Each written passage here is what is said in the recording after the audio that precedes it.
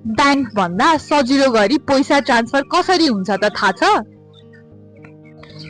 तर यो चाहिँ इलिगल हो है त।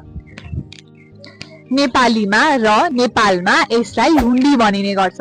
यो भनेको न त चार्ज लाग्छ, न त प्रुफ हुन्छ, न त रेकर्ड हुन्छ। यो भनेको खाली ट्रस्टमा निर्भर भएर पैसा ट्रान्सफर गर्न मिल्छ। एकदमै छिटो हुन्छ, चार्ज पनि लाग्दैन, बैंक जस्तो झन्झट पनि हुँदैन भनेर मान्छेहरू एकदमै छिटो फस्ने पनि गर्छन्। तर हामीले एकदमै याद राख्नुपर्ने कुरा भनेको हुन्डी नेपालमा इलिगल छ।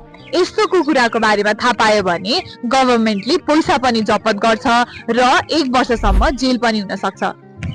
अझ यति मात्र नभएर युएई को एम्बेसीले स्ट्रिक्ट वार्निङ पनि दिइसकेको छ हुन्डी भनेको इलिगल हो भनेर। जति नै सजिलो र जति नै राम्रो देखिए तापनि हुन्डी एकदमै रिस्की हुन्छ। यस्तो कुराहरुमा चाहिँ नफसौँ है त। अझै यस्तै इन्फर्मेसनको लागि डु फलो गजबको।